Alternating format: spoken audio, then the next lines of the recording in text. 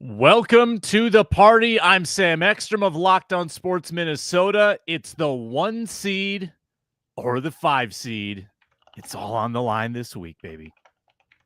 I'm Luke Braun of Locked On Vikings, and Sam missed the Jalen Naylor breakout game.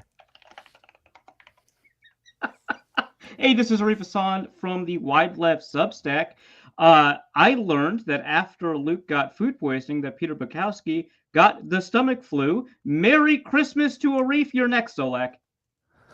Locked On Sports Minnesota podcasts.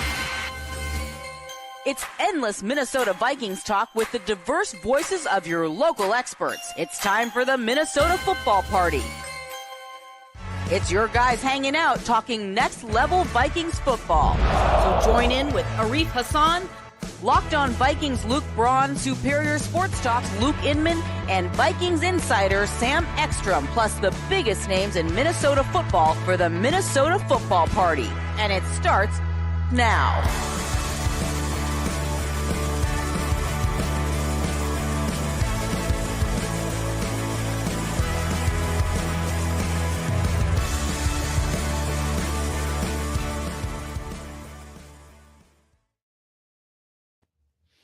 Victory Monday, number 9 in a row. Vikings are 14-2. Welcome to the Minnesota Football Party on Locked On Sports Minnesota. I'm Sam Ekstrom. That's Luke Braun. That's Arif Hasan. An early Happy New Year's to you. Vikings beat the Packers 27-25, and they're a game away from the 1 seed. We are live this week, Monday and Thursday. We're going to have a bonus episode. This week it'll be on Friday because of the New Year's holiday. Full coverage of Vikings Packers reaction, Vikings Lions preview. It's all part of the Locked On Podcast Network, your team every day. Thanks for making us your first watch or listen. For your second one, go over to the Locked On Vikings audio feed. Check out Luke Braun's Locked On Vikings and get our audio on the Locked On Vikings podcast feed. We're going to dive into all the moments to remember, the subtleties, the X factors, the turning points from the Vikings-Packers game yesterday. We'll debate the merits of the 1 seed versus the detriments of the 5 seed. We'll have nerdy stats. We'll even talk about the dilemma Detroit finds itself in tonight, where they shouldn't play anybody, but their head coach is nuts, and they probably will. And we also have the latest gambling standings in our contest with 1 week to go to decide who has to host Day 3 draft coverage on this channel. You met Luke, you met Arif. I'm Sam Ekstrom. Let's dive in.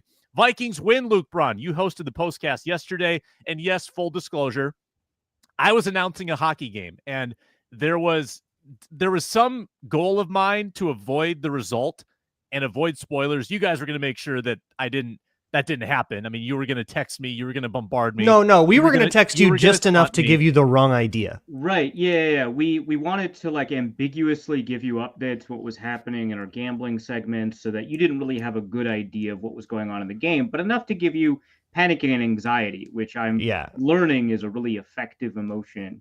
I was just trying to lead you astray.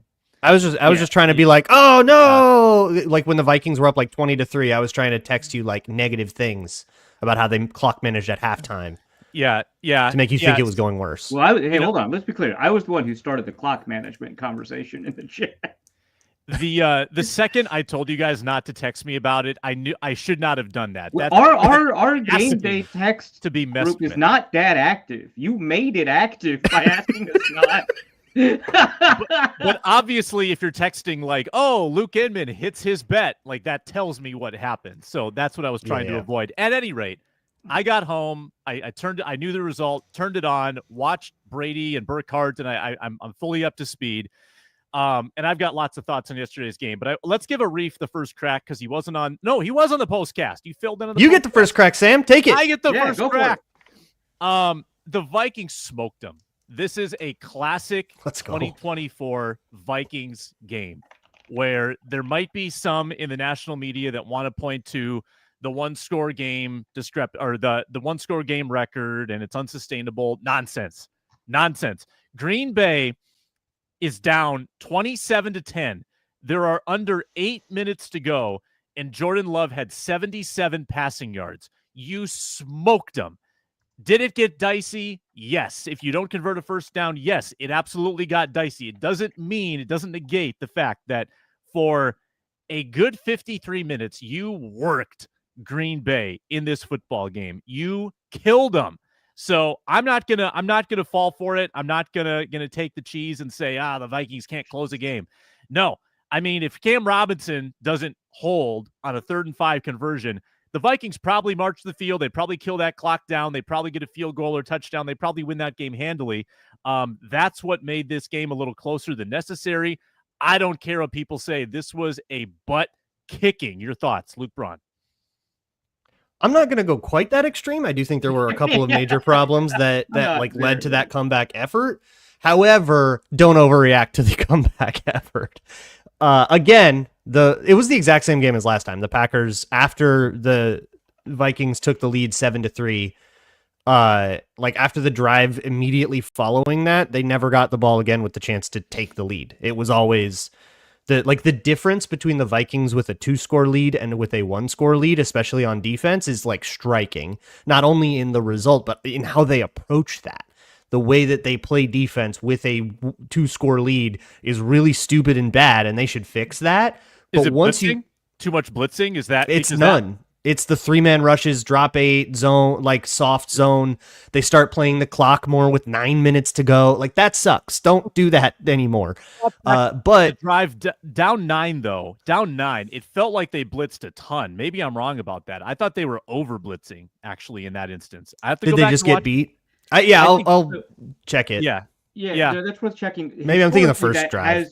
When we talk about this as a larger trend for the Vikings at the end of halves, that's historically been what it's been, right? That they drop 8, rush 3, which again is weird because when they're not in the 2-minute situations, their drop 8 defense is among the best, if not the best in the NFL. It's outstandingly good. So it's kind of an interesting problem to solve. But I haven't checked the numbers for this game or anything like that, specific to downs or specific to time, but it's kind of worth noting that the Vikings blitzed at about a 62, 65, something like that % rate in the first half, and then at an 80% rate in the second half. They blitzed no respect. So much. Yeah, and it's Jordan Love historically has had some issues with the blitz, and the Vikings. Yeah, no, you get him to throw off his back foot, and he throws a bad ball, and you pick it off. That's how they beat him the first time. Yeah, historically bad. Let's see if we can really turn the dial on this. Is kind of how the Vikings took it. And hey, on blitz downs, overall for the game, Jordan Love averaged something if you include sacks and scrambles in it as well. Jordan Love had something 4.6 yards per drop back. That's okay. There is 1 or 2 drives where I don't know, maybe they blitzed too much and they took advantage. That's the game you play. You'll take 4.4 for any quarterback. If you hold Nathan Peterman to 4.4 yards per drop back, you're having a good day, right? It's fine. This is sometimes just you buy some of this a little bit when you have this high volatility defense. It's what gets you the 17-point lead in the first place. You do need to tighten it up. That is a problem. That's a concern, right? We do need to ask questions about Will Reichert as well. If we're talking about, the way the Vikings need to approach the playoffs and what the concerns are, they are communication along the offensive line. Much better this game than the last game too, right? But it's still a concern, right? They've been better in these last 2 games. I'm still concerned about it, right? Cam Robinson's focus and attention to detail. He's actually not bad on most downs. I actually really liked his game were it not for 2 major mistakes, right? But that's a concern. He's still making those mistakes, right? Yeah, I got a very specific issue with Cam Robinson. It has nothing to do with the penalties, the snap count stuff. You got to clean that up, but that's not the deal.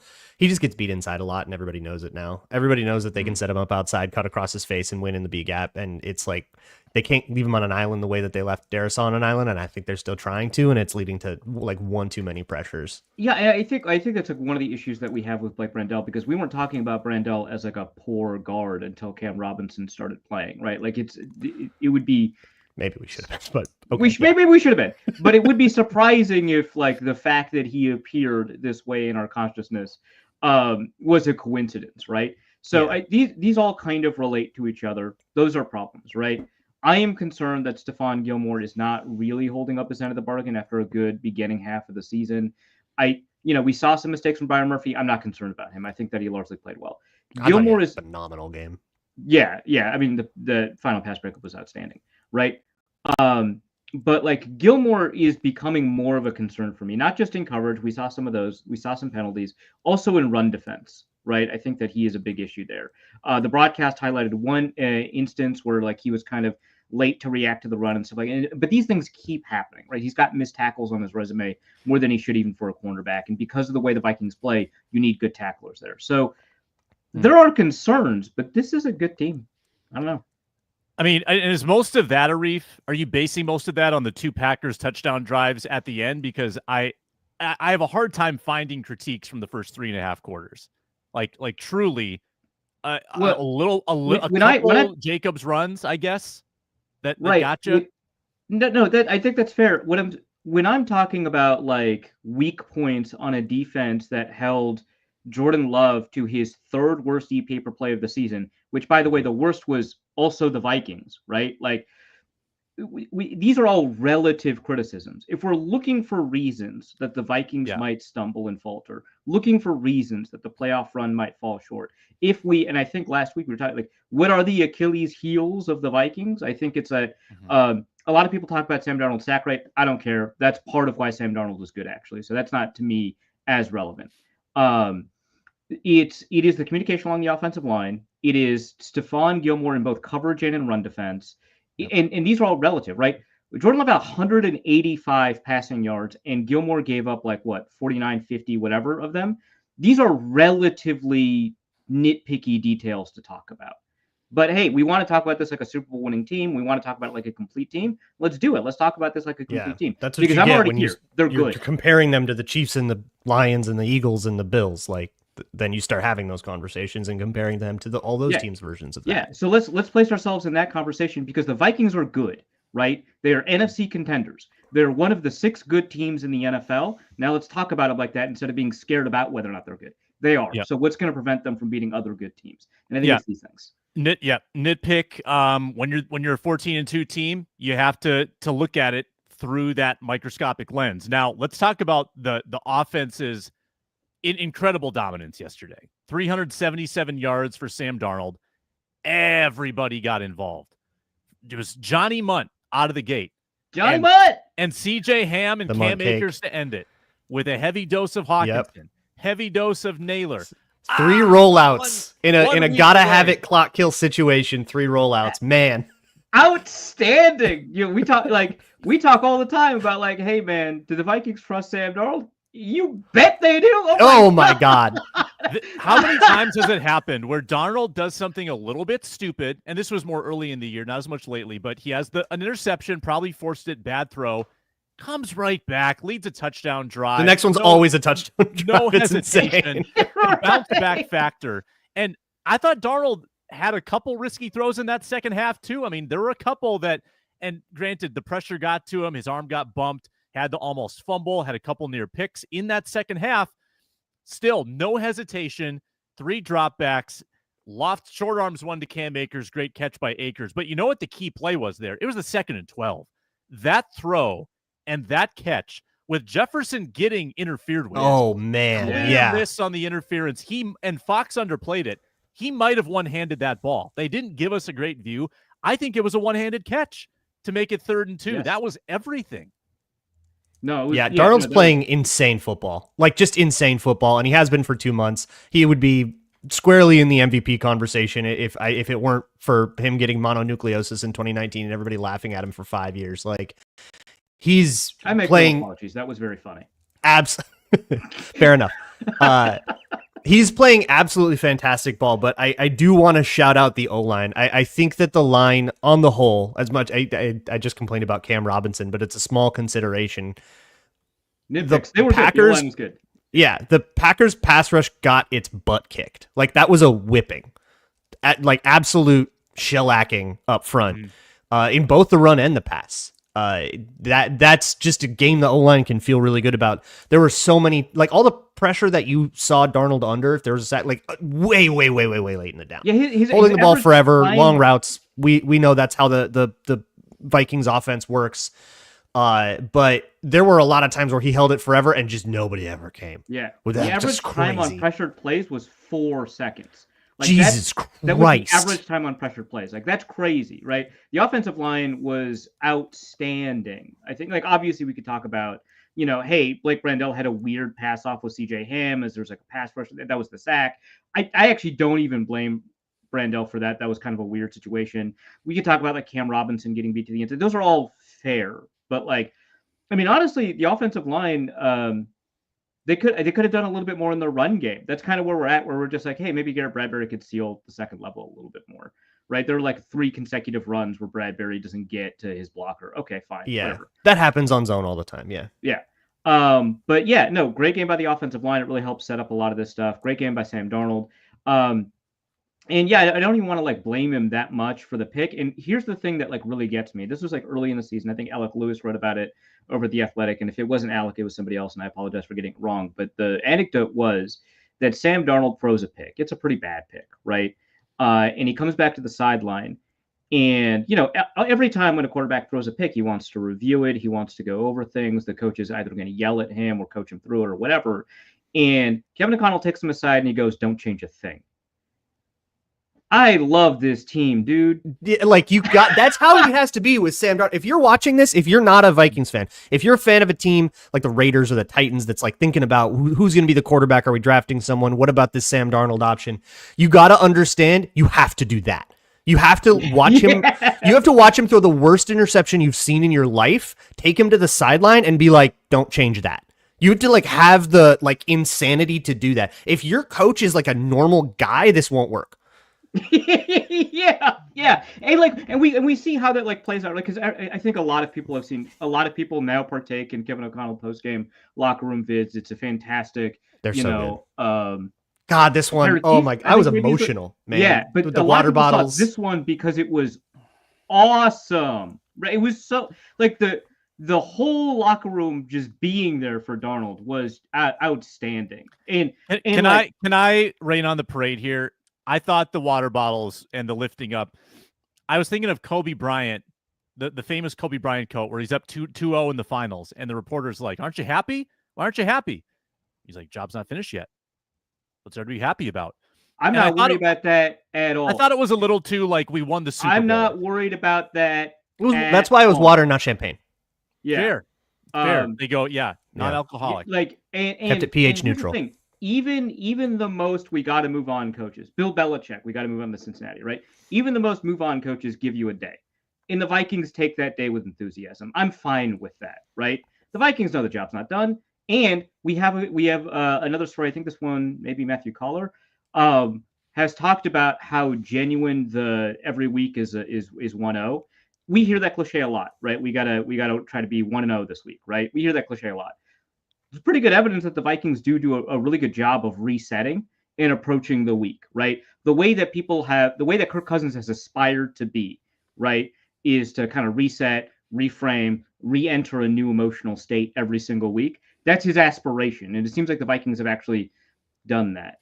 And it's very clear. And actually, that's a really good point, Drunken Vike. Having fun is like a really important element of the team. Like this team doesn't the High School Musical celebrations and Adam Klein party foul on Fox for missing that completely. Insanity! Oh my God! There's one Fox. Like you have all the cameras you need. Like Fox historically bad with replays, but come on.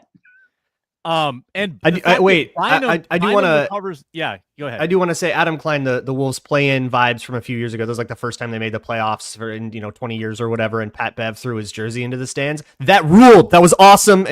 He should never apologize for it. I would agree.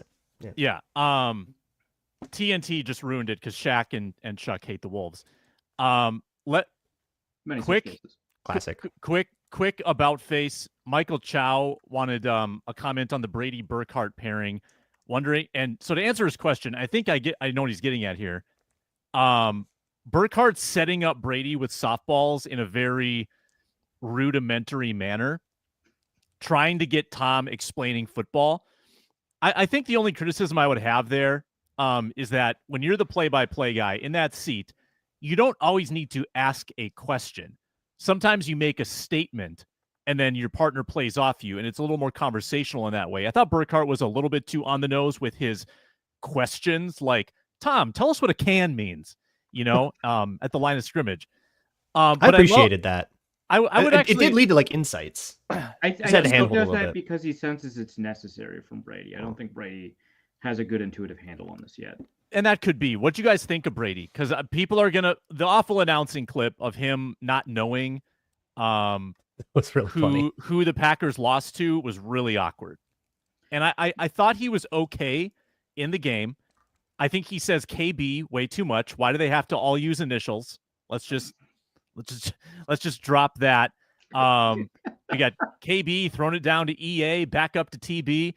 But what was your Brady grade? Brady Burkhart, first exposure. I enjoyed it a lot. I thought like getting Brady going on stuff like what is a can, on stuff like, where do you want to put this ball? I thought there were like insights that I never would have thought about. It was very focused on quarterbacking, but like, yeah, it's Tom Brady. That's what I want here. I don't need you to talk about the linebackers, dude. I want to hear you talk about the quarterbacks.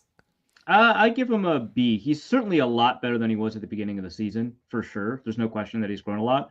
I think that he doesn't do enough to get familiarity over who is playing in that game. And it's great to like hear Brady talk about like the importance of the quarterback in pass protection. That's really cool.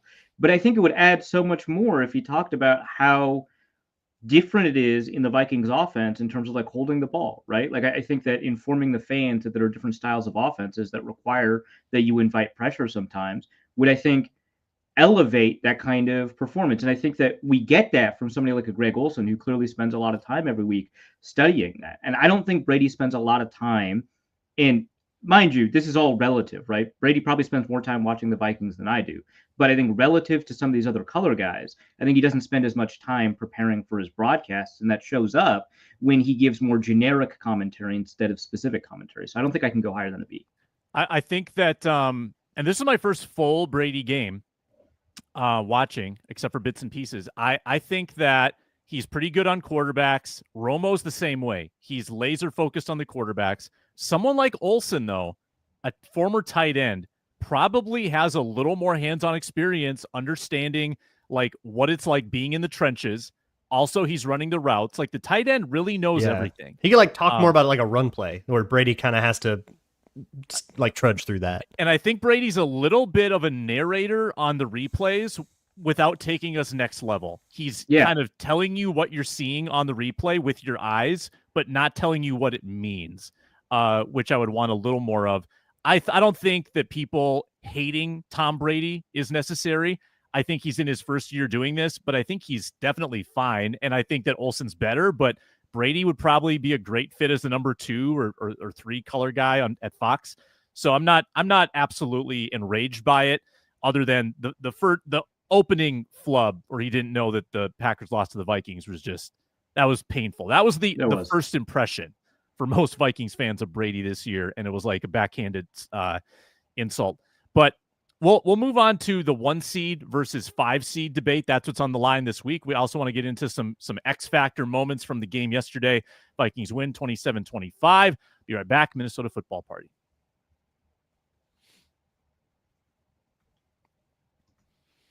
We're brought to you today by Rocket Money. Did Rocket Money help you find any subscriptions you've forgotten about? You're paying for twice? Do you pay for a million streaming services that maybe you forgot about, like me? And Rocket Money can save you a lot of money by tracking them all down. That's the benefit of Rocket Money. It's a personal finance app that helps you find and cancel your unwanted subscriptions, monitor your spending, and lower your bills. You lower your bills, you grow your savings, build some interest, make some more money. Brings everything together in one place. It consolidates all those subscriptions and shows you your spending habits. And especially going into the new year, this is a good way to help meet your financial goals. They have over 5 million users, and they've saved a total of $500 million in canceled subscriptions, and members about $740 a year. I love the subscription tracker. I've used it to cancel services I wasn't using anymore, and I've already saved a ton personally. So cancel your unwanted subscriptions and reach your financial goals faster with Rocket Money. Go to rocketmoney.com/lockedon today, rocketmoney.com/lockedon. One more time, rocketmoney.com/lockedon.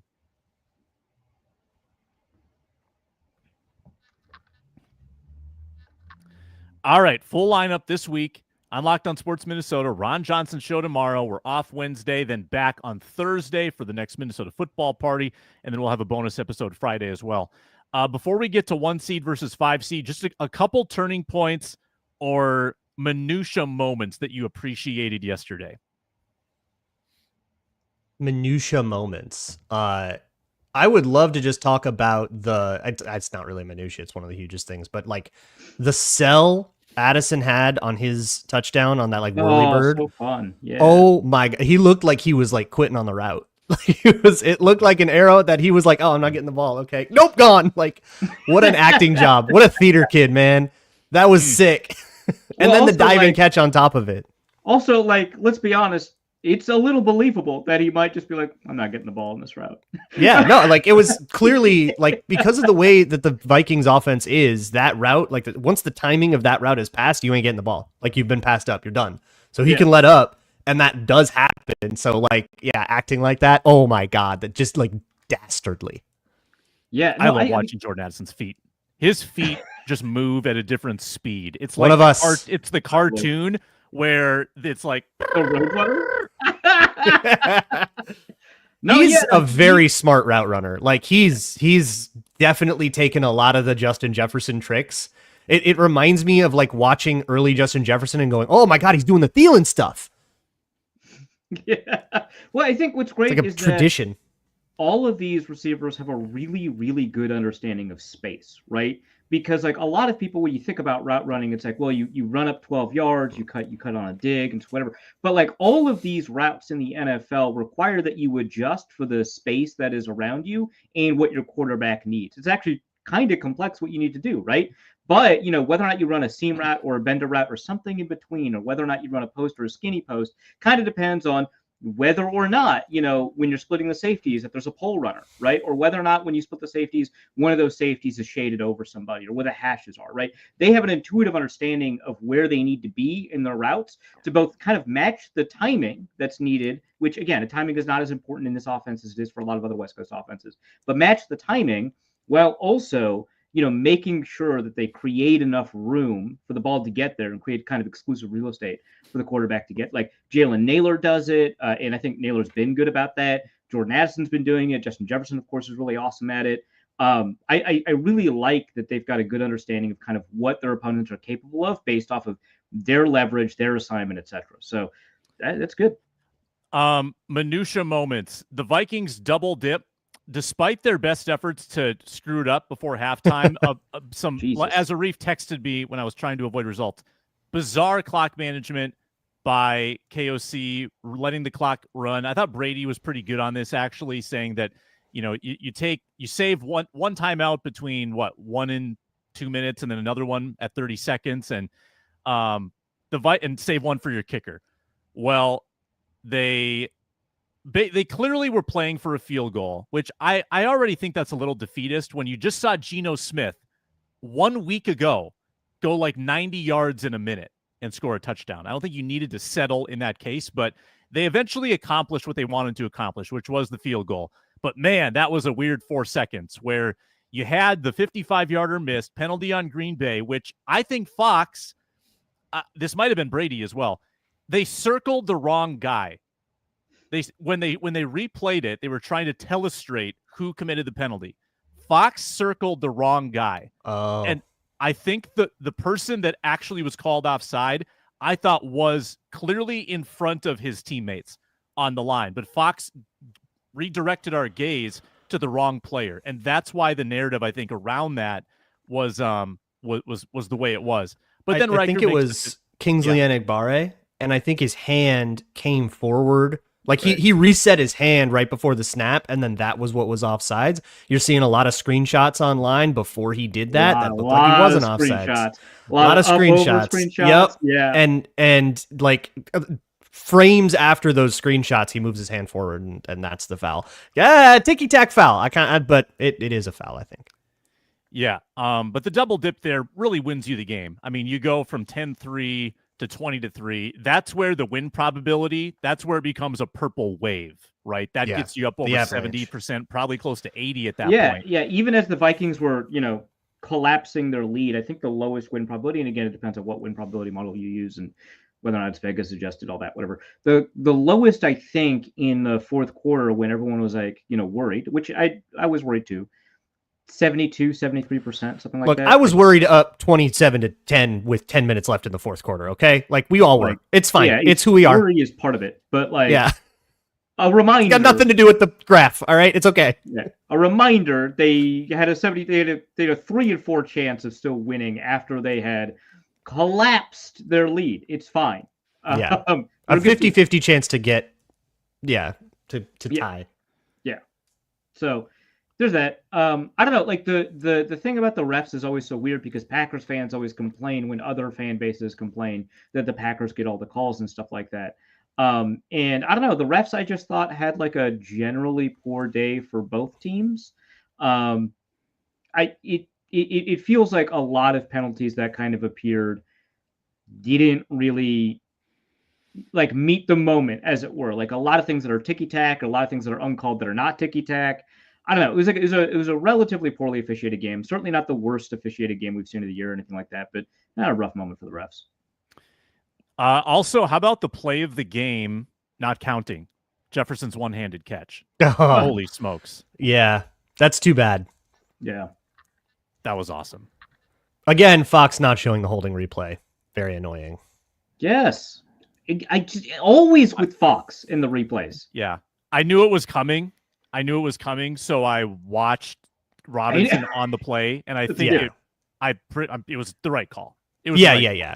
It looks like they'll call it if they see your forearm and any grabbing, they will call it, and that was pretty clear. Like even if you don't tug all that much, it's like not really about how much you tug. It's they're looking for forearm. That's what triggers their brain into seeing a holding call. Reichard concern, mine would be low. Zero fault for a 57-yard miss that's dead on line and hits the crossbar. Yeah. Not mad about that. Yeah, he drew the 43-yarder, clanked it off the post. I'm not furious about that either. I guess maybe the fact that he also missed the 55-yarder that didn't count. I mean, maybe that adds to the concern a little bit. I don't know. I'm not tripping. Those are long kicks. One bad kick that hit the post. Really, the 43-yarder is the only one that you get worked up about, I think. I think he's planting like a scotch close, and it's causing a couple of those to like drift on him. That actually explains the misses against Indy too before he got hurt. Which after the game they were like, yeah, no, the injury came later after those misses, so you can't blame those on the injury. So that's going to lead to a little bit of inconsistency. If he can't like get his steps back to consistent, he can always change how he aligns too. But that's probably it. But I don't know. To me, it's like, yeah, rookie kicker missed a couple. I'm not starting to like. We don't need him to go perfect. Okay, we maybe even don't want that like cosmically. And I'm right on this. Bad vibes. Right. Yeah. And Yahtzee's questioning 57-yarder did hit crossbar and down. Yeah. Correct. Yes. Yeah. And he made 58 before, right?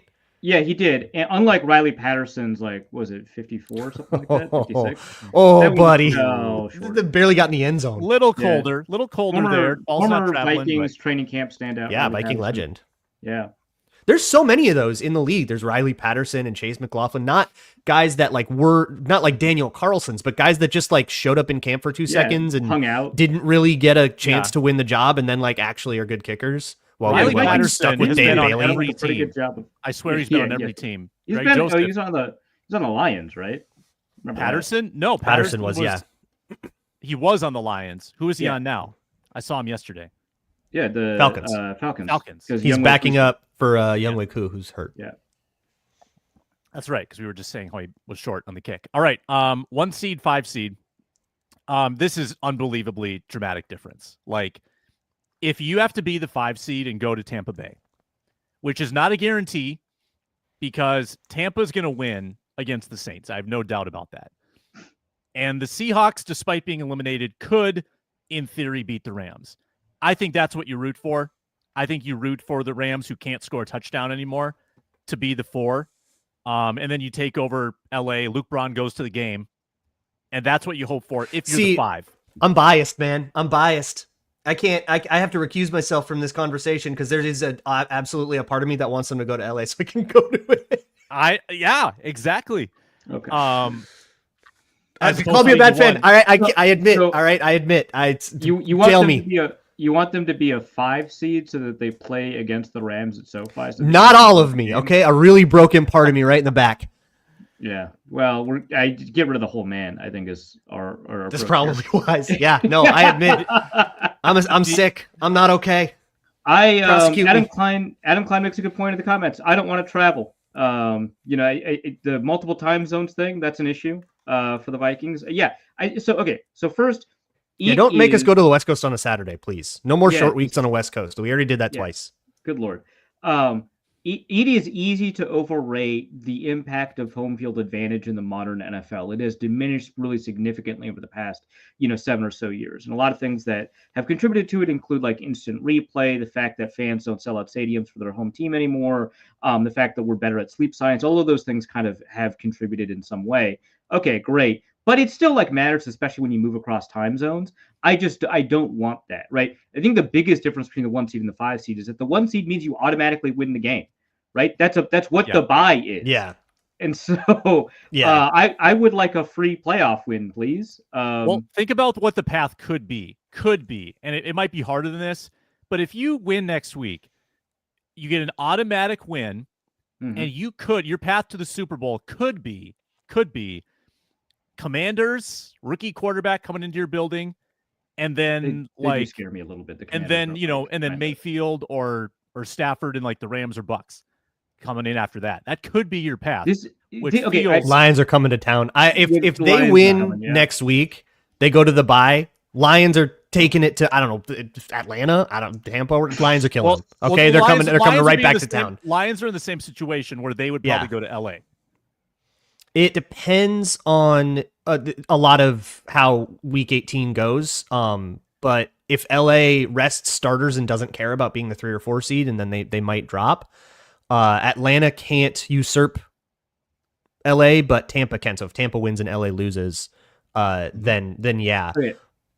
That's the likeliest scenario. Has LA said they're resting? I just don't. I don't know. They might not because they might care about 3 versus 4 seed. Yeah. One thing I want to keep in mind is that in the playoffs, it's not about who the best team is; it's who the best team is that day, right? And that really rewards really high volatility teams. And a lot of these NFC teams are really high volatility.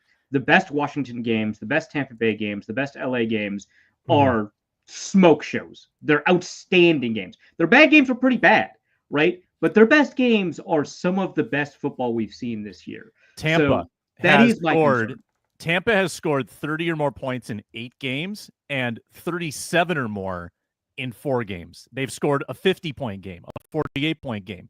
That offense is not a joke. They can just want to go there sometimes. Yeah. So that's the thing. It's generally the Vikings are better than these teams. Yeah, for sure. You give them 10 games, they win 8, right? But maybe that's even aggressive. But they'll be favored on the road in those games, which is a lot. But obviously you don't want to. If you can not play a game, you want to not play a game. That's massive. The free win is what matters to me here. The only team that and this is tough to say because Michael Penix kind of looks good. The only team that doesn't really frighten me as much as the rest is the Falcons, right? And I think that even they might have the opportunity to kind of go off a little bit. So none of these games are super easy or anything like that. And a lot of these teams have the ability to get hot. And when we take a look at these Super Bowl teams, Chiefs aside, when we take a look at these Super Bowl teams, a lot of them weren't that great necessarily over the balance of the season, and then absolutely blew up because they had the kind of personnel, the kind of play style. The Matt Stafford Rams are the perfect example of this, to just absolutely wreak havoc on some day. And they just did it 2-3 times in a row. So that's the concern. On that, a fun comparison between the vibe here. The Vikings have outplayed their preseason expectation by, I think, 7.5 games now. And there's only one team that outplayed their preseason expectation by more in the history of the league. You want to guess? Take a guess. Give us a range, like a decade, first of all. 2007 Patriots? I will. I'll say Denny Green era Vikings. Oh, so Denny Green was coach of the Vikings this year. during this season. But it wasn't the Vikings? It wasn't the Vikings, no. Okay. It was during the Denny Green era. So the 90s, probably. Don't look at chat. Chat knows. Right, okay. Was it Kurt Warner? Well, okay, actually, I was going to get... Okay, I did look at Kurt the Warner chat, Rams, and I was 99 gonna Rams. guess the Rams, yeah. Yep. Should have been... So, was it Trent Green? Is that who it should have been? I believe it was supposed to be Trent Green, yeah. Yeah. And then he got hurt, and everybody thought they were dead, and then it was we will rally around Kurt Warner and play good football. Very similar vibe. Like, whoa, who's this guy? Is he good? One question for you. If the Vikings are the 1, what 3 results are you cheering for in the wild card round? So let's assume, well, I guess you can't really assume for sure, but probably Eagles, Packers, yeah, Eagles easily. Bucks, I don't really care yeah, about obviously. the Packers. As much as I want to root Washington? for underdogs so that, you know, the good teams Yeah, lose. so it's easier. Right. But also, I can't do that. Go Eagles. Yeah, go Eagles. Go Birds. Yep. Because that would be inviting Dilly, the dilly, Packers Philly. back. Packers would be coming back. Because the Packers are probably the 7. With, and I don't think you want that. And they'd be pissed off. Yeah, absolutely not. Yeah, go Birds. Yep, go Birds. I would definitely want the Lions out, even if they ended up being like road dogs to LA or something like that. Yeah. And then what would be left? Go Like Rams, go Washington. and Tampa. I think. Yeah, I think I prefer Washington. Give me a rookie quarterback for Brian Flores instead of Baker. Yeah, exactly. Yeah. I think you'd be cheering for Commanders, Rams, and Bucks. I think would be your. Oh no, I missed. And Eagles, because you might not. It's so hard to process this. Yeah, Eagles and Packers is a weird one. I mean, I think the Eagles are a better team than the Packers, like a team you wouldn't want to play, but because it's the Packers, I don't want a repeat of 2004 in reverse. This is also like a great culture matchup, Vikings versus Eagles, because I'm pretty confident all the Eagles hate each other. I'm reasonably confident of that. And look, hey, I'm not a reporter. That has propelled a lot of great teams, right? Just a mutual hatred, and all I have to do is hate the guy across from me more than I hate the guy next to me, and we're just gonna get this done, right? Yeah. But 2017 Vikings, go Diggs. Right? Yeah. So like I'm not saying that that's gonna kill the Eagles or anything like that. I'm just saying that's a fun vibes matchup where it's like they're like the Vikings where everybody loves each other. They're doing dances from 90s movies. Like the water bottle showers for Sam Darnold. Like, come on. That is a wholesome team. And then you go up against the just hate yourselves and your mother Eagles. That's great. There's a clear good guy and a bad guy, yeah. Yeah. Let me tell you a story though. Let me pitch you a story. What about the Vikings getting the 1 seed? Mm-hmm. All right. Commanders lose week 18 and the Packers win. So the Commanders end up going to Philly. And the whatever Commanders happens play there at Dallas, that could be a loss. Okay. Maybe they screw it up, right? Whatever happens, right? So you get the Packers, they end up going to LA, they beat LA. The Lions, they go into Tampa. We'll say Tampa, they beat Tampa, right? So the NFC North, 2 NFC North road teams end up going. You get the Lions, they go into Philly, Packers come back into US Bank Stadium. What if you beat them a third time? What if you take them out? You just end them. They just couldn't. It's like the Titans in 99 or the Jags in 99 with the Titans. Just couldn't get past that one team. And that was the difference. And then the Lions beat the Eagles in Philly. So the Lions come to US Bank Stadium, and that's the NFC Championship game. And what if you beat them there? What if you go all NFC North through the NFC playoffs and get to the Super Bowl that way by putting down the rivals that were supposed to be so much better than you, and nobody else but you could? Come on. What is a cooler? What's a cooler win though? emotional... Lions or Eagles? Catharsis over the Eagles would be equally it's not satisfying. The same. It's been long enough. I want to kill the Lions. They're too annoying. Okay. Yeah. No, it's nice, Sam. Throw to Dan Skipper again. Like, get out of here. Yeah, that's nice, Sam. I would agree that that's nice, but I would rather, right? But here's the thing. So Luke Braun is proposing essentially an emotional parlay, but no Kelly criterion betting. You're all in. It's all you got. The $1,000. You're putting it in on the parlay. You got to win. And your life is on the line. Yeah. You bet with your blood vessels. Yeah. That's a good way to put it. Like you're riding the lightning here, right? I wrote a piece like last night, early this morning, right, about buying in, getting emotionally invested, opening your heart, etc. Right, letting the risk be part of what you do. And I think Luke is snorting a substance and riding a motorcycle out of a helicopter right now. That's a lot. Yes, absolutely. That's what a Vikings playoff run of this caliber is going to feel like. Yeah. Man, I'm shooting for the stars, baby. Icarus. I'm Icarus saying, yeah, we could go a little higher. Yeah, right. What very quick pause, and then we're going to talk about this Detroit dilemma tonight that they are in a meaningless game. Little Detroit preview and nerdy stats of the day coming up next.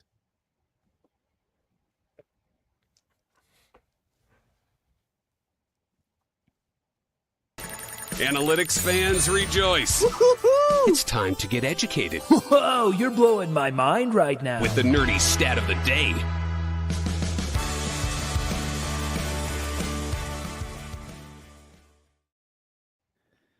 Nerdy stats as usual on a Monday. So again, at the hockey game yesterday, doing my job, didn't see the game live.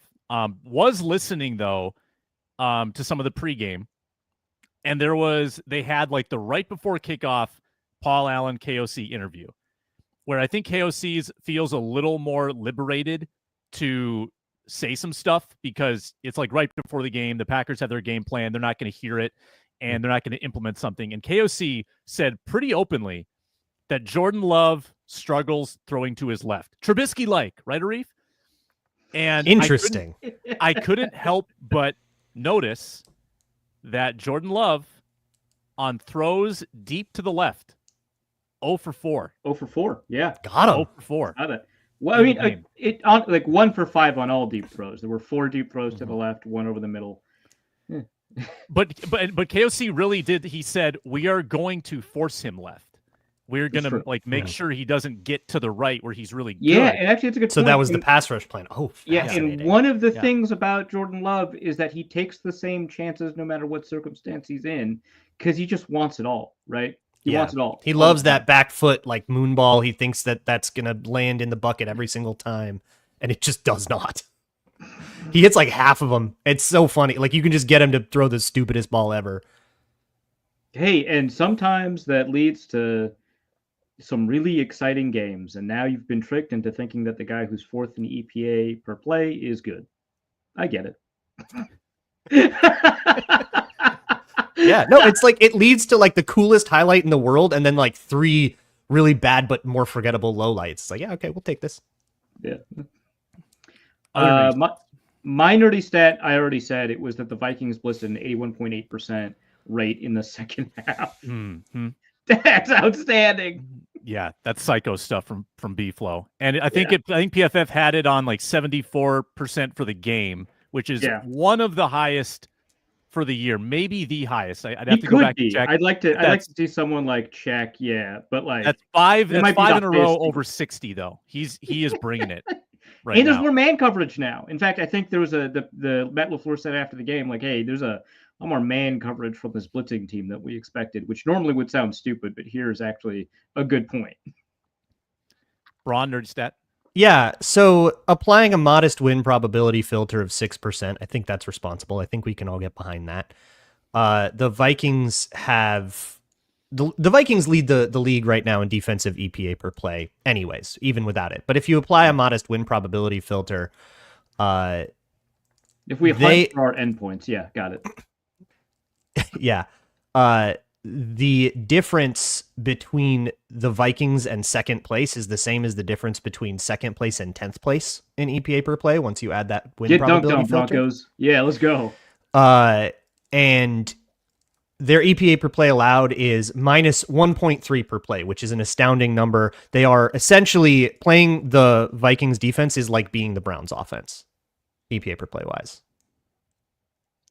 It's pretty good. Is that it's not good? A great place to be. Seems good. Yeah, it's insane how good they are. And that, even if you want to say that I'm being like bad faith with the garbage time filter, and take that away, they're still number 1.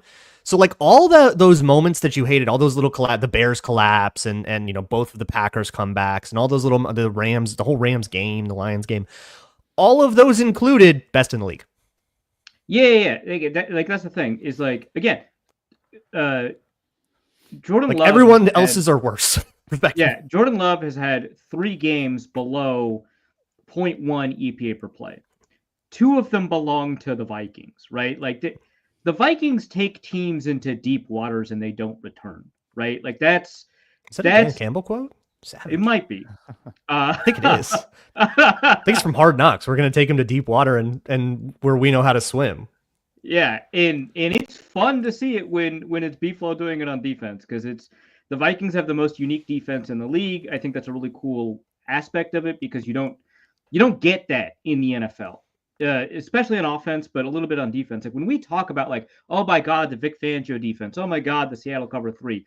We're essentially just playing with tools where we're leaning more on one element than the other with a small tweak here or there that we're emphasizing. Oh, the AA gap blitz or whatever, right? These are all relatively small modifications on already existing schemes that we're now just choosing our emphases for.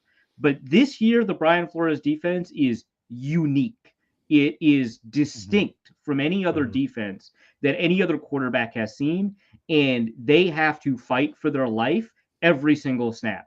That rules. I love that. People are stealing stuff. I'm starting to see it in other games. I'm starting to see people line up in like the cover 0 look that Flores uses. Starting to see him do that and then back off into Tampa too. And it's like, 100%. People are figuring it out. Yeah. Yep. Uh-oh. Yep. There's going to be a Flores tree that comes from this scheme. Guarantee it. Yeah. He's going to be a head coach, and then Durante Jones will be here, and that'll be 2 teams, and then somebody will get hired out, and then and it's going to spread. Yep. Where was I going to go next? I lost it. Okay, Detroit dilemma. The game doesn't mean anything tonight. I think someone asked earlier, what if the Vikings and Packers tie? So if the that would be the one problematic bit. Actually, wait. Yeah. Well, so if the Eagles go, actually, no, it wouldn't, because if the Eagles win, they're 14-3. If the Vikings and Lions are both 14-2 and tie, then the Lions would win the division. And the Eagles are locked into the 2 now, and they'd be the 1. Eagles are locked into 2. So the Lions game means nothing tonight. Campbell has vociferously said he's playing his guys. Now, I don't think he needed to do that. I don't think he needed to do that, because now he's planted his flag, and now if he backs off of that, he looks dumb. I think he's dumb for playing his guys. Now, he can't. You only have a 48-man active roster on game day. This is not a 90-man preseason roster. You probably can't bury everybody. Like, if you're going to play Goff at all, you have to play the offensive line. But if he's not rationing Gibbs, Amon-Ra, Branch, Arnold, like the few pieces that are left healthy, I don't know, man. I think that's just bad management. That's bad coaching. Screw whatever culture it is that you're trying to build. Like that, like, you got to have a long-term vision with this thing if you're Detroit. And they're on a short unfortunately, week. Dan Campbell Monday is night. insane.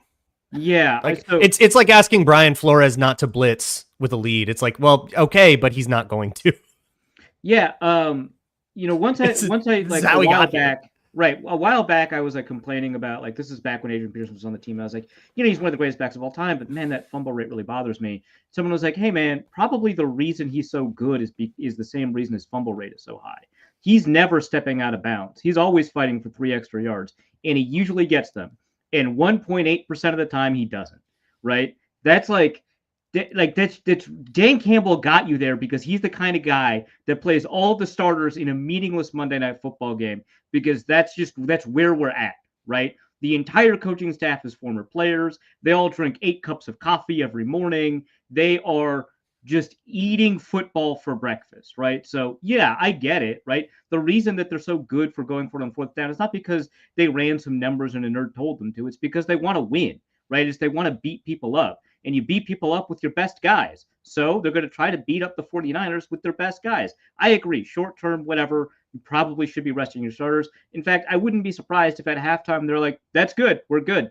But it's just, you get there by being the kind of guy that plays your starters in a meaningless Monday night game against the 49ers.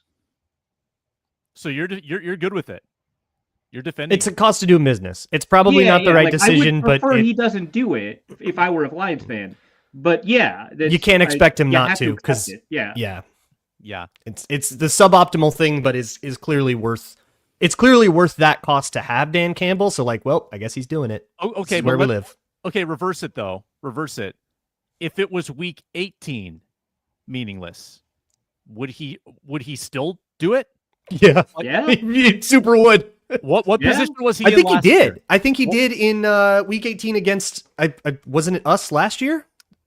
Oh, it was the Vikings last year. I think he did. did. Did that have seeding bearing for Detroit? Maybe. I want to say they had a chance to... It was like 2 versus 3, but it was like basically meaningless, and like they smoked us. They like went crazy. Yeah. If they lose a key piece, it's going to be an absolute mess on Tuesday.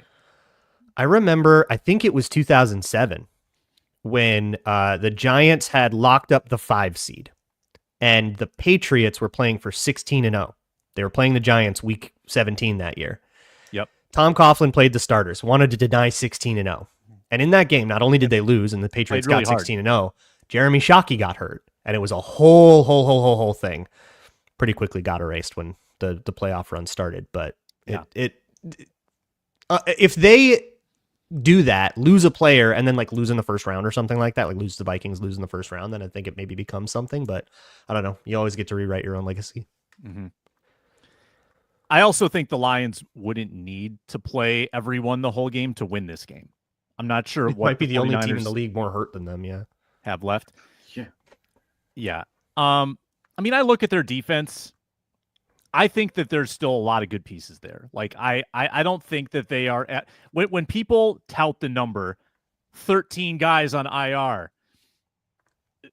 Like take Patrick Jones, for instance, right? Productive player. If he goes on IR for the Vikings, I don't think it really impacts their win expectancy. And I think that's the case with a lot of these Lions guys that are hurt. I think there's probably 4 or 5 pieces on that list that are really important. I don't think all 13 are make or break players for Detroit. I think Carlton Davis is big.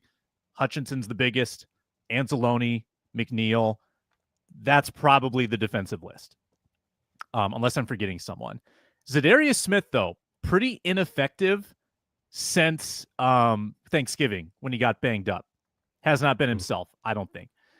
I think that Detroit prides itself so much on that physicality up front, and they still are going to have that on offense, maybe a little less with Montgomery. But I think that you can do a little bit what you did against Detroit with your offensive line, bullying their defensive line a little bit. I mean, the Vikings are going to have to score significantly to win this game on Sunday. Arif, your thoughts? Yeah, I mean, it's so like this defensive line is like full of hurt players, right? Or I should say it's absent because of hurt players, right? It's a bunch of fill-ins. It's a bunch of guys that they maybe got off the street, but they are all of the type, right? They all kind of fit the mold of the kind of player Dan Campbell likes. And so, yeah, from a talent perspective, you should be able to out-physical them at the line, right? I would hope so. But there's just something I've been watching the Lions play with like 14 downed front 7 players, and they're the most physical team on the field, right? It's like, okay, yeah, I guess you found Zadarius Smith. That makes sense, right? I guess you found whoever's replacing Ali McNeil or whoever it is. I guess that makes sense, right? I don't know. Like, yeah, it would be better, and I will expect it of the Vikings, but it's going to be, I think, a difficult task just because of the way that they find these players, right? That make it just a street fight every time. Yeah, you're going to have to put up a lot of points. In order to do that, you're going to have to be really physical at the line of scrimmage, win your offensive line versus their defensive line. On the postcast, I said that was probably the area that I'm going to be watching the most. That's going to be the key for the Vikings to win the game. So I agree with you. I think it's going to be a little bit harder than kind of the resumes of these players would suggest. Yeah, that's fair. That's fair. Aaron Glenn's got a good scheme, too. This is going to be a Sunday night game. It's going to be incredible. Ford Field is going to be awesome. I mean, I think that crowd is going to be it's going to be up. rocking. Yeah, it's going to be phenomenal. Opportunity for quick questions here in the chat. Maybe go just a tad long today while we wait for those. Yeah. Let's beat the Packers. Everyone's happy. No one. You're not mad. You don't mind. You don't mind going long. while we wait for those to come in, I'll update the gambling. So again, a couple weeks where we haven't made the picks, all the picks on the show because the props aren't in. But yeah, this is what we ended up going with. Luke Inman has found the niche. Vikings win by 1 to 6 points. He's getting plus 300 odds on this. And he's won it at least 3 times. It's I can't. He's how are almost we doubled not- up, hasn't he? Is he over 2,000? Oh, he's he's well over almost 3,000. 3,000. Oh my God, he's almost at 3,000. Tripled Yeah. up. Oh my Hopefully God, been Luke. Feeling Inman this year. Oh my goodness. So so he goes funny. 2-0 with a remarkable Bengals cover, which they had no business throwing the ball from the 5-yard line in overtime, and they did. So Inman That goes was 2-0. so He's bizarre. free and clear. He's going to win the contest unless somebody makes a huge bet. Maybe Braun is the person to do that because he is in last. I don't think I'm going to take the high enough odds to catch Inman. I just need to catch one of you two. Yep. So again, the loser hosts day 3 draft coverage on this channel for like the 7 hours or whatever. Luke Braun is behind by about $700. I am the closest to him, but Arif, this is going to be a cat and mouse game because we are You guys are right next to each other. $17. And if Braun jumps us, and again, he could. Yeah, I already. This is like how do you you're in a group of people? How do you outrun a bear? You don't. You just got to outrun the people next to you. Mm-hmm. I just got to beat Sam. That's all I care about, right? Right. right. Or you just need me to lose because I'll tell you what I'm doing right now. I'm gonna make a max bet. I've got a couple ideas for what it is when the lines come out, but I'm gonna make a max bet and I'm gonna see how it goes. If I lose that, then it's all a moot point. I mean, that's what Sam did. It worked out for him, right? Right. So, But also, I have- do have the Lions going tonight -3.5, I think. Right. So I could make up some ground there, but it doesn't matter. I'm making a max bet. The math is nothing. I'm going max and I'm doing it on a prop. One of a couple On a options on the prop. Vikings. Oh yeah, I haven't won a spread in like 3 months.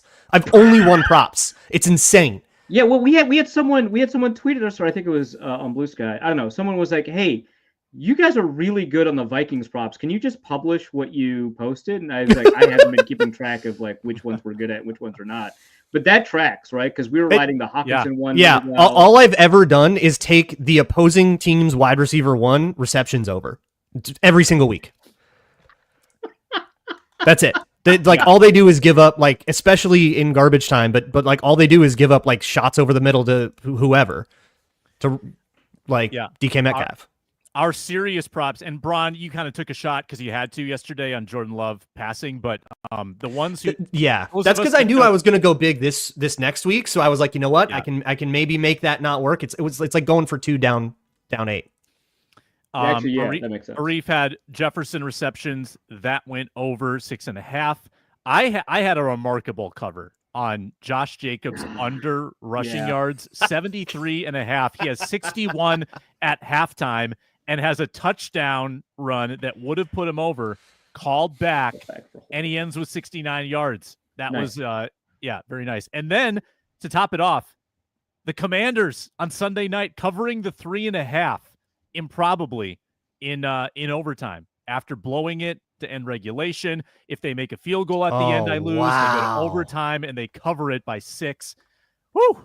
That was That's tight and much crazy. needed. Man, Yeah. what a comeback. Sam was at $0. Up over now. Yep. Just had to hit the ATM, man. Yeah. One buyback. Yep, one buyback. So, 1-800 good to go. Gambler, Brought to you by FanDuel. And Brian, you're Jets, Jay go Domain ahead. asked the question: Is this the highest you've ever been on the Vikings late in the season? Since 2009, yes. I think I was Yeah, higher probably on the 2009 was the last time I was this high on the Vikings, but I was Yeah. also 17 and didn't know what horrors were in front of me. Right. that Well, we 2009 never know. team still No, did it's have a 17. knack. I mean, that the 2019 just blew people out, right? Yeah, they were Like, just burying people, and then they buried someone in the playoffs. So it's like, oh. Oh, Yeah, it's they're real. for real. Yeah. Yeah. But remember, I was like pretty clearly not that high on the 2017 team. I was like, Case Keenum is going to collapse at some point. It's going to hurt all of us. I was obviously everyone knows I was not super high on the 2022 team. I don't know, like I wasn't super high on the 2015 team. I late in this, like I was really high on the 2018 team, right? I was like, I don't really care that Kirk Cousins hasn't done stuff in the playoffs or whatever. You've got this all-world defense. You bring in a quarterback that might be top 8 ?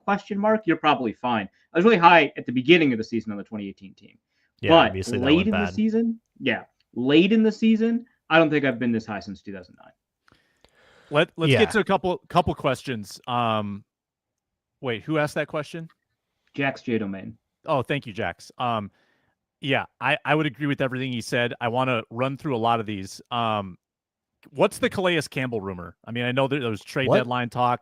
No. So the idea is that the Dolphins would let Calais Campbell, they would waive him before the playoffs to allow him to sign. They might make the playoffs. Yeah. That was the idea. That's the rumor. Yeah. You want me to explain it to you? I'm not going to defend it. No, I'm just saying that I didn't know there was an active rumor. I thought that was a rumor. Yeah, and so they'd wait, or you'd waive him to allow him to get to a contender, and he would either retire or go to the team that he wants to, which would be like the Lions, is what people are talking about. So that's the rumor. Does the way Campbell coaches the Lions have any effect on their susceptibility to injury? That's a good question. Very good question. It's hard to know. Like, I don't know. Has never been like predicted. Like, you've never found a thing that's like outside of like rule change, like the kickoff, right? And you can change rules about that. But like team strategy has never, ever been stable. So I don't know. Yeah, could be luck, could not be luck. It's really these are the kinds of things that elude, I think, statistical analysis. Like the way that you coach a team, the way that you get them to play, right, is like a very difficult thing to quantify and categorize, and then therefore apply injury data to. Injury data, of course, is very infrequent, so it's already inherently difficult to model and predict. But it would not shock me. I would need to know more about the injury prevention program that they have, which goes to nutrition and sleep and load management and stuff during practices. And my understanding is that the Lions are not as meathead about that as they, give off in terms of their vibe. My understanding is that their load management and nutrition and sleep management is all like very kind of well orchestrated, but I don't know. So it may be, the way that he coaches, or maybe the types of players that he's attracted to play a style of football that's more likely to incur injury too. It could be like a chicken egg thing, but it's a good question. I just wish I had a better answer. Yeah. The health management, I think, happens between Sundays, and it happens largely off camera, because you don't know how hard the practices are. You don't know like what limited means, if it's one play or 99% of the plays in practice, and you don't know what the lifting schedule is. Like that's where guys are recovering, right? That probably has a lot more to do with it than like how often they run the ball. Correct. Jax, again, the Sam Darnold question. What do you do if he keeps playing like this? I mean, this just strengthens the Sam Darnold case. If he keeps playing like the fifth price tag just keeps or whatever, it's gone. It has gone from, I think, realistically signing him to the Mayfield deal now to something more. I mean, I think you can't just give him the he won't take that. I think for him, like from his perspective, why would you ever take a deal instead of going on the market and letting a whole bunch of teams bid on you? You're going to get a lot of teams bidding on you. Like, that market is strong. I think the Vikings' only way to keep him in the building is to tag him, and you get like one more year of him, and then you transition to JJ McCarthy from there, which is what Diana Rossini reported last week. I think that it's either that or you just say, go and God bless and thanks for the comp pick. Could you coax Darnold into this? 2 years, 100 million or 90 million, big number, and say, Sam, 2 more years in this system, our Super Bowl window's open, and then you can get paid again when you're 29 and you get 100 million. Like, is there a happy medium there where you don't tag him and take him off, you give him double that market rate, and you say, hey man, you're still going to be young in 2 years, inflation, sign again, man. You're set for life already. And are the next 2 years going to look as good? Is he going to stay healthy? What if people catch more of the picks? Like, you're taking risk there that he doesn't have to take. But I think that you mitigate the stigma of the franchise tag pretty significantly there. Yeah. I think you either offer him the deal or he walks. I think I don't know that 2 more years is going to do much to improve his price tag 3 years from now. And some guys care about years more than money anyway. So the very fact of a 2-year deal could be could be the deal breaker. And he goes, well, why would I do that when I could hit the market and the Raiders are going to give me, 5 years and 200 mil and I'm going to get a whole bunch of guaranteed? Like, yeah. So I think that's like, I think the deal that you proposed is not necessarily bad for the Vikings, especially if you void a bunch of it and then you get JJ McCarthy starting for you in the year when all that cap kind of just accelerates. Fine, right? But I don't know that there's a win-win here in terms of that deal. I think you just got to be like, hey, we'll commit long term. McCarthy, we're going to continue to develop him. Who knows what'll happen? I don't know.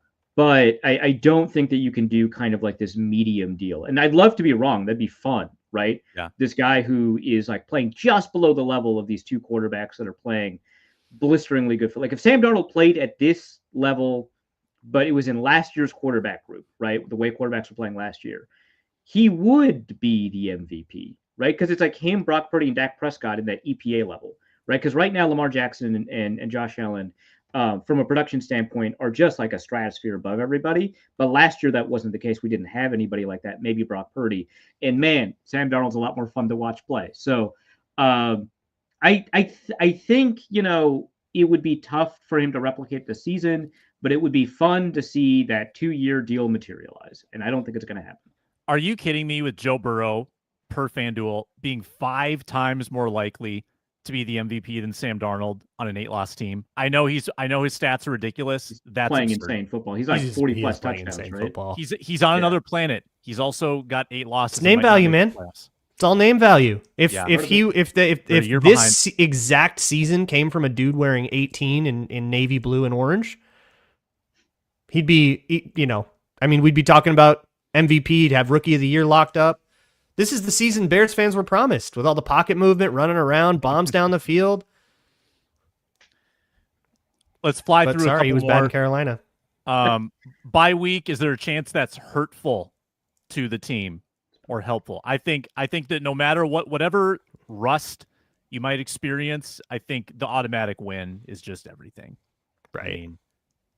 Yeah.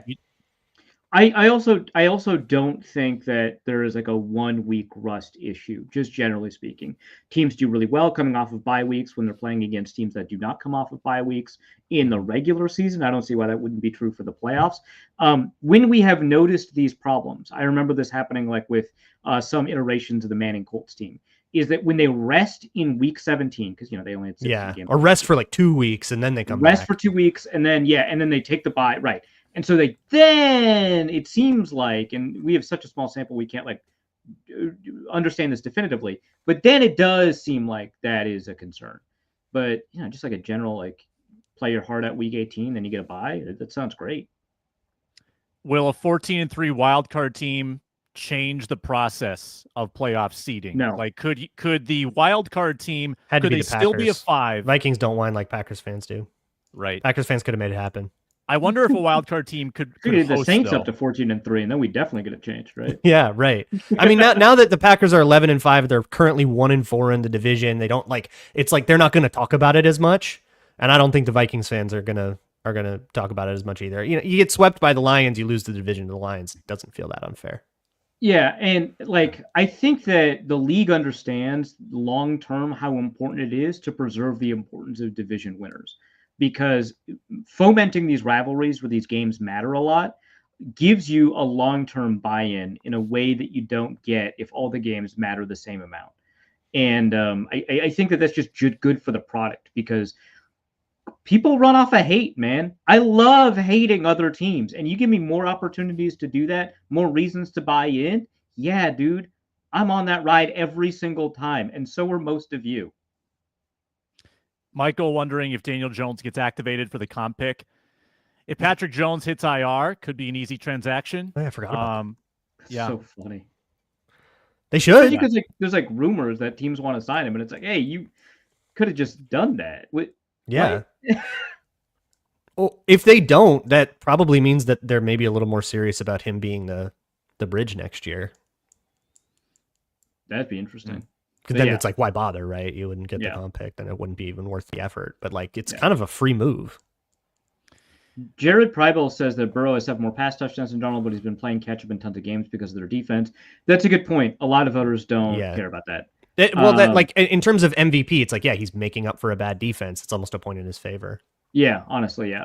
But in terms of per play metrics or whatever, like EPA and stuff like that, Darnold's up there, right? He's think he's better than Burrow in EPA play. I haven't checked recently, but sounds right to me. Hard disagree with Lance here. Sorry, Lance. Lance has been coming in and trying to beat up on the Vikings. It doesn't seem like he's a Vikings fan, which I understand. That's fine. But Lance, you're just wrong. The first two drives, it's okay to be wrong on the internet. First drive and third drive were touchdown drives. Interception gave the Packers basically a free touchdown. And then, defense got a little wonky. But again, you're under 8 minutes to go. Jordan Love has 77 passing yards. You're leading by 17. So clearly, the entire third quarter and half of the fourth quarter, you were like Fox was wrapping up the broadcast. They were like they were in blowout mode. Yeah, our producer is they were saying how bad the Packers had been, and they did the same thing they did in Week 4. It was a Mickey Mouse comeback. The Vikings smoked them, and the Packers never had the ball with a chance. A bubble comeback. Yeah. Have you noticed? Pandemic comeback. The Vikings, how many games of these have the Vikings had, and how many have they actually lost? None. They've lost. They even messed around with an onside kick in one of them. Still won it. Yeah. So in one, that was a trick shot. In one of your 9 one-score wins, did it actually get genuinely concerning? I would say. Couple more, and then we'll bounce. Trying to pick. Gosh, somebody was someone asked. I lost it. I'm sorry. Credit to you. Whoever asked JJ McCarthy's trade value. I'm a little skeptical about a first-round pick coming off a knee injury. I don't know if you get a 1. What do you guys think? You're probably looking at Josh Rosen stuff, because if you're trading him away, it looks like you're giving up on him, and nobody wants to buy into that for more than a third. Well, no, so it depends on whether or not you're calling teams, right? If teams are calling you because you just re-signed Sam Darnold, I think you can up the price. I think that you're probably going to get a package that amounts to the equivalent of a late first-round pick, which to me would be like a second next year and a fourth or something like that. I don't know. I haven't done the math yet. But it would be a team calls you and you say, I don't want to do this, man. We need a backup. He's outstanding. He's like 15 years old or whatever it is. He's going to be here forever. We don't want to do that. And be like, well, would you do it for 2 seconds? Like, oh, well, maybe not 2 seconds, maybe a fourth. I think that what happens is that a team calls you because you're good, quote unquote, good at quarterback. And it would be the equivalent of first round pick. But I think the team that you'd be giving him to, right, trading him to, is probably not going to play well. And they know that their first round pick is worth a lot. So they're not going to give you an earlier mid first round pick. And so I think that that's what's going to happen, is that you end up getting 2 seconds and change that amounts to essentially what is a first round pick. Production per cap dollar. Anyone more valuable than Darnold?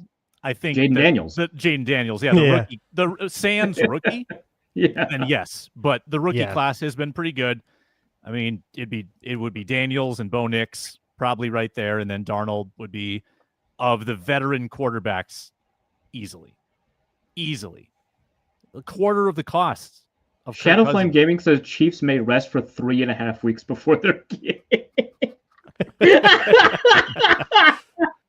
Actually, that's crazy. But Andy, they probably won't. They'll probably have him play a half, just enough.